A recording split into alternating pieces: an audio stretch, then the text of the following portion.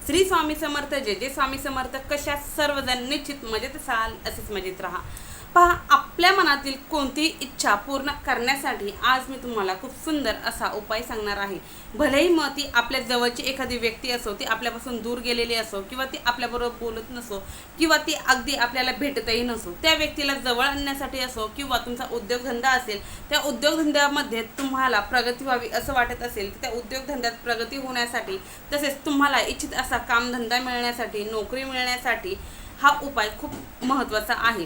त्याचप्रमाणे तुमच्या मनात कोणतीही इच्छा असो, एखाद्याची घर घेण्याची असते, एखाद्याची गाडी घेण्याची असते, एखाद्याची बंगला घेण्याची असते, एखाद्याची जमीन घेण्याची असते, किंवा एखाद्याची नोकरीची असते, तुमची कोणती छोटी मोठी इच्छा असू द्या, ती इच्छा पूर्ण करण्यासाठी सुद्धा हा उपाय खूप महत्त्वाचा ठरणार आहे. या उपायामध्ये मी तुम्हाला जी एक वस्तू सांगणार आहे, ही वस्तू फक्त आणि फक्त तुम्हाला तुमच्या सोबत ठेवायची आहे. ज्या ठिकाणी सांगणार आहे त्या ठिकाणी ठेवायची आहे. यासाठी तुम्हाला आपला व्हिडिओ हा शेवटपणे पाहणं गरजेचं आहे. त्याचप्रकारे जे कोणी आपल्या चॅनलवरती नवीन असाल, अजून आपल्या चॅनलला सबस्क्राईब केलं नसेल, तर आपल्या चॅनलला सबस्क्राईब करा, बेल आयकॉन ऑन करा, जेणेकरून असे छान छान व्हिडिओ तुमच्यापर्यंत येतील आणि तुमच्या जीवनाचंही सोनं झाल्याशिवाय राहणार नाही. व्हिडिओ स्किप न करता शेवटपर्यंत पहा, म्हणजे निश्चितच संपूर्ण माहिती तुमच्यापर्यंत पोहोचली जाईल. तर पहा, हा जो उपाय सांगणार आहे, हा उपाय तुम्हाला कोणत्याही मंगळवारी किंवा कोणत्याही शनिवारी करायचा आहे. आता या उपायासाठी साहित्य काय लागणार, तर या उपायासाठी साहित्य लागणार आहे तुम्हाला सफेद रंगाचा छोटासा कपडा घ्यायचा आहे, किंवा सफेद रंगाची एखादी पोटली जरी घेतली तरीही चालेल.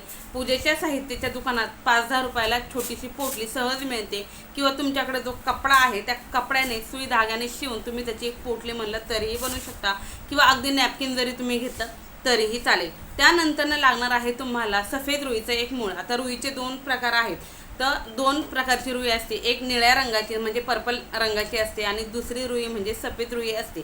तर तुम्हाला या उपायासाठी सफेद रुईचं मूळ लागणार आहे. सफेद रुईचंच घ्यायचं आहे. ताई, आमच्या जवळपास सफेद रुई नाही, मग पर्पल कलरच्या किंवा निळ्या रंगाच्या रुईचं जर मूळ घेतलं तर चालेल का? चालणार नाही. तुमच्या जवळपास नसेल तर शेजारच्या वाडी वस्तीवरून आणा. तेही पॉसिबल नसेल तर एखाद्या झाडांच्या नर्सरीमध्ये जा, तिथून एखादं छोटंसं रोप घ्या, आणि त्या छोट्याशा रोपाची अगदी ईदभर एकदम छोटीशी एक प्याराभर जरी तुम्ही त्या झाडाची मुळी घेतली तरीही चालेल. त्यानंतरनं तुम्हाला लागणार आहे चिमूटभर हळद, चिमूटभरच लागणार आहे, आणि थोडंसं गंगाजल, किंवा गंगाजल नसेल तर तुमच्या घरामध्ये जे गुलाब पाणी असतं ते घेतलं तरीही चालेल. तेही नसेल तर घरामध्ये जे तुम्ही पिण्यासाठी शुद्ध पाणी वापरता ते जरी घेतलं तरीही चालेल. आणि कच्ची बडीशेप जे आपण खातो, बडीशेपचे सुद्धा 2 प्रकार आहे, एक भाजकी बडीशेप आणि कच्ची बडीशेप. जी कच्ची बडीशेप आहे, जी आपल्याला किराण्याच्या साहित्याच्या दुकानात सहजरित्या मिळते, त्यांना फक्त म्हणायचं दादा 5 रुपयाची 10 रुपयाची मिळून जाते, थोडीशी कच्ची बडीशेप हवी आहे, तर ते कच्ची बडीशेप देतात. तर आता तुम्हाला काय करायचं आहे, हे सर्व साहित्य घ्यायचं आणि तुमच्या घरातच देवघराच्या समोर बसून तुम्हाला हा उपाय करायचा आहे. आता देवघराच्या समोर बसून उपाय करायचा म्हणजे निश्चितच तुम्ही शुद्ध असावं, तुम्ही पवित्र असावं, म्हणून तुम्हाला स्वच्छ स्नान करायचं आहे. तुम्हाला पिरियड, सूतक आणि विटाळ असताना हा उपाय करता येणार नाही, ही काळजी तुम्हाला घ्यायची आहे. त्यानंतरनं स्वच्छ हातपाय वगैरे धुतलेत की त्या नंतरनं तुम्हाला एक आसन घ्यायचं, आसनावरती बसायचं, आणि अगरबत्ती आणि धूप त्याचप्रमाणे दिवा तुम्हाला प्रज्वलित करून घ्यायचा आहे.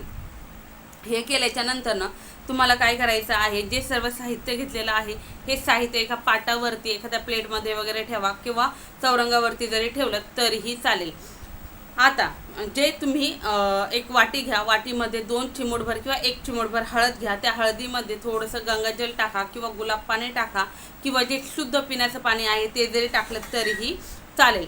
ते ॲड करा, त्याची घट्ट अशी पेस्ट तयार करा.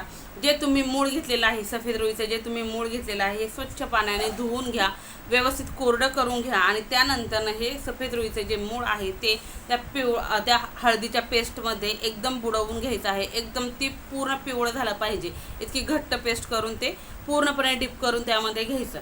त्यानंतरनं तुम्हाला काय करायचं, तुम्ही जो सफेद रंगाचा कपडा घेतलेला आहे, या सफेद रंगाच्या कपड्यावरती तुम्हाला हे हळदीमध्ये बुडवलेलं मूळ ठेवायचं आहे. त्यावरती चिमूटभर तुम्हाला कच्ची बडीशेप ठेवायची आहे.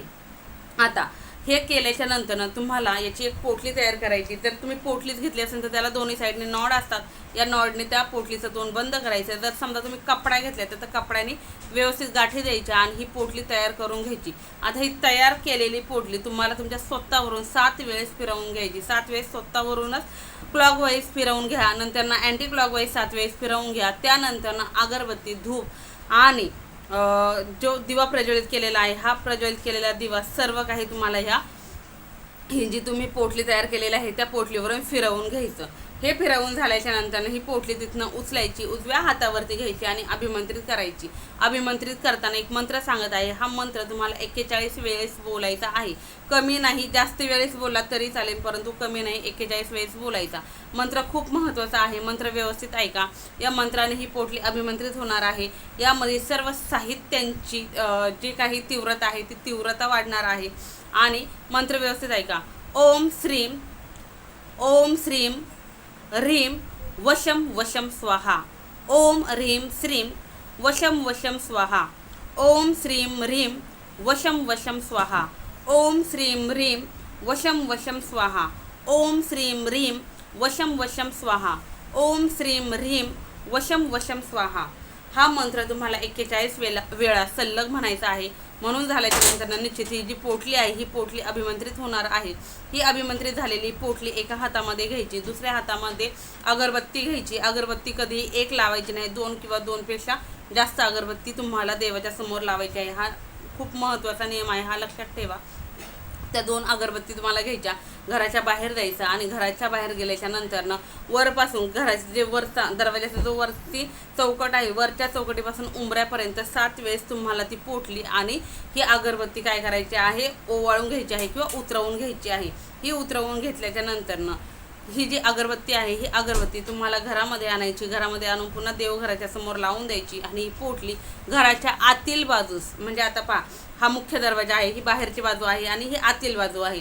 तर ह्या आतील बाजूला तुम्हाला एखादा खिळा ठोका किंवा एखादी ठेवायला स्टोरेजची जागा असेल तरीही चालेल, नसेलच तर एखादा खिळा वगैरे ठोका. एखादा खिळा वगैरे असेल तर त्या खिळ्याला उजव्या साईडला, दरवाजाच्या उजव्या साईडला, म्हणजे आपण आतमध्ये आलो पुन्हा बाहेर तोंड करून उभं राहिलो की बरोबर आपल्या उजव्या हाताला, आपला उजवा हात ज्या साईडला आहे त्या उजव्या साईडला तुम्हाला ही पोटली अटकवून द्यायची आहे. ही पोटली अटकवून दिल्याच्या नंतरनं तुम्हाला काय करायचं आहे, 41 दिवस ही पोटली आहे तेथेच ठेवायची आहे. 41 दिवस ज्यावेळेस तुम्ही तुमच्या देवघरामध्ये पूजा अर्चना करता, ज्यावेळेस तुम्ही उंबऱ्याला धूपदीप अगरबत्ती दाखवता, त्यावेळेसच तुम्हाला या पोटलीला सुद्धा धूपदीप अगरबत्ती दाखवायची आहे. आणि जो तुम्हाला मंत्र सांगितलेला आहे या मंत्राचं रोज 41 वेळा तुम्हाला पठण करायचं आहे. पहा, दिवसभरामध्ये कधीही हा उपाय केला तरीही चालतो. दिवसभरामध्ये कधीही या मंत्राचं तुम्ही 41 वेळा पठण केलं तरीही चालणार आहे. आता पठण केल्याच्यामुळं काय होणार आहे, तर ही जी पोटली आहे ही नेहमी अभिमंत्रित होत राहणार आहे, याची ऊर्जा वाढत राहणार आहे. आता यातील साहित्य का घेतलं, सफेद रंगाचा कपडा पॉझिटिव्हिटी प्रचंड प्रमाणामध्ये खेचतं, म्हणून सफेद रंगाचा कपडा घ्यायचा. हळदीमुळे आपला जो गुरुग्रह आहे हा गुरुग्रह स्ट्रॉंग होतो. ज्याचा गुरुग्रह स्ट्रॉंग असतो त्याला कधीही दुश्मन किंवा शत्रू बाधा होत नाही किंवा कोणतीही इडापिडा त्याच्या वाट्याला येत नाही. त्याच्या वाट्याला येणारी संकट ॲटोमॅटिक कमी व्हायला सुरुवात होते. त्यानंतरनं बडीशेप का घ्यायची, तर बडीशेप यासाठी घ्यायची की बडीशेपमुळं आपला बुध, गुरु आणि शुक्र हे 3ही ग्रह मजबूत होतात. आणि ज्याचा बुध ग्रह स्ट्रॉंग असतो तो निर्णय क्षमतेमध्ये खूप स्ट्रॉंग असतो, त्याचे निर्णय कधीच फसत नाही. त्याला शत्रूची बाधा असो किंवा उद्योग व्यवसायामध्ये ज्या काही इडापिडा येतात त्याही येणं कमी होतं. त्यानंतरनं आता हळद का घ्यायची, हळद आपल्याला माहिती आहे हळद गुरुग्रह आणि शुक्रग्रह दोन्ही मजबूत करते. त्याचप्रमाणे प्रत्येक देवी देवतेला हळद अतिशय प्रिय आहे. हळदीमध्ये पॉझिटिव्हिटी खूप मोठ्या प्रमाणामध्ये असते, म्हणून हळद घ्यायची आहे. आणि आपला गुरु, बुध आणि शुक्र ग्रह जर मजबूत असेल तर आपल्या जीवनातील अडथळे 75%पेक्षाही जास्त प्रमाणामध्ये कमी होतात. 5-10% फक्त आपले जे काही प्रॉब्लेम आहेत ते प्रॉब्लेम राहतात आणि आपल्या जीवनामध्ये सुख, समाधान, आनंद यायला मदत होते. त्याचप्रमाणे आपल्या जीवनामध्ये जी काही नकारात्मकता होती, ज्या काही बाधा होत्या, ज्या काही इडापिडा होत्या किंवा जे काही आपल्या जीवनामध्ये शत्रुपीडा होती, वास्तुदोष होता किंवा जे काही दोष होते आपल्याला लागलेले, ग्रहदोष असो किंवा कोणतेही दोष असो, ते कमी होण्यास सुरुवात होते, ते कमी होण्यास मदत होते. पहा, असं कोणत्याही व्हिडिओमध्ये सांगण्यात येत नाही की तुम्ही कामधंदा करू नका, फक्त उपाय करा म्हणून. तुम्ही ज्यावेळेस कामधंदा करता, म्हणजे तुम्ही तुमचे कर्म करता, ह्या कर्मांना जर नशिबाची साथ भेटली तर निश्चितच आपली प्रगती व्हायला मदत होते. तुमचे जे काही छोटा मोठा उद्योग व्यवसाय असेल त्यामध्ये सुद्धा प्रगती व्हायला सुरुवात होते. कोणताही तुमचा उद्योग व्यवसाय असो, तो उद्योग व्यवसाय सुधारण्यासाठी तुम्हाला निश्चितच कामधंदा करणंही गरजेचं आहे आणि उपायही करणं गरजेचं आहे. ज्यावेळेस तुम्ही हे सर्व उपाय करणार आहात, या सर्व वस्तूंमुळं तुमचे ग्रह स्ट्रॉंग होणार आहेत. त्यामुळं जी कोणती लोक तुमच्यापासून दूर गेलेली होती ती लोक पुन्हा तुमच्याकडं जवळ होताना दिसतील. तुम्हाला समाजामध्ये मान सन्मान भेटेल, तुम्हाला कामाच्या ठिकाणी सुद्धा मान सन्मान भेटेल. तुमच्या मनातील सर्व इच्छा पूर्ण होतील, भले तुमची विवाहाची असो, संतती प्राप्तीची असो किंवा कोणतीही इच्छा असो, तुमच्या सर्व इच्छा पूर्ण होताना तुम्हाला दिसतील.